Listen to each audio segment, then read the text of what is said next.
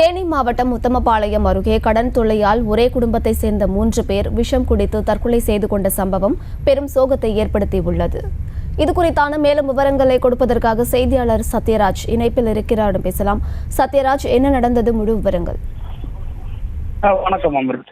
தேனி மாவட்டம் சின்னமனூருக்கு வருவார் செவந்தி வீரன்.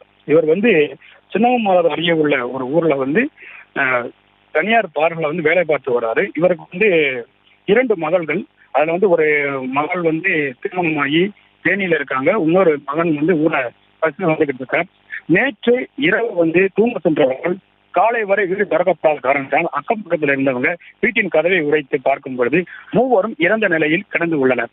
உடனடியாக சின்னமனூர் காவல்துறையினருக்கு தகவல் தெரிவிக்கப்பட்டு காவல்துறையினர் விரைந்து பிரேதத்தை கைப்பற்றினர். அப்பொழுது ஒரு வாளியில் மருந்து கலக்கி குடித்ததுக்கான தடயங்கள் இருந்ததை கண்டுபிடித்தனர்.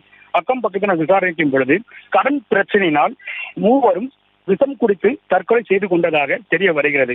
உடலை கைப்பற்றிய சின்னமனூர் காவல்துறையினர் சின்னமனூர் அரசு மருத்துவமனையில் பிரேத பரிசோதனைக்காக வைக்கப்பட்டு உள்ளார். இது குறித்து கடுமையான விசாரணையில் ஈடுபட்டு வருகின்ற சின்னமனூர் காவல்துறை ஒரே குடும்பத்தை சேர்ந்த செவந்தி, அவருடைய மனைவி ஒச்சம்மாள், அவருடைய பையன் ராஜேஷ் 3 தற்கொலை செய்து கொண்ட சம்பவம் சின்னமனூர் தண்ணீர் தொட்டி தெருவில் பெரும் சோகத்தை ஏற்படுத்தி உள்ளது. விவரங்களை வழங்கியமைக்கு நன்றி சத்யராஜ். செய்திகளை உடனுக்குடனும் துல்லியமாகவும் தெரிந்து கொள்ள சப்ஸ்கிரைப் பண்ணுங்க.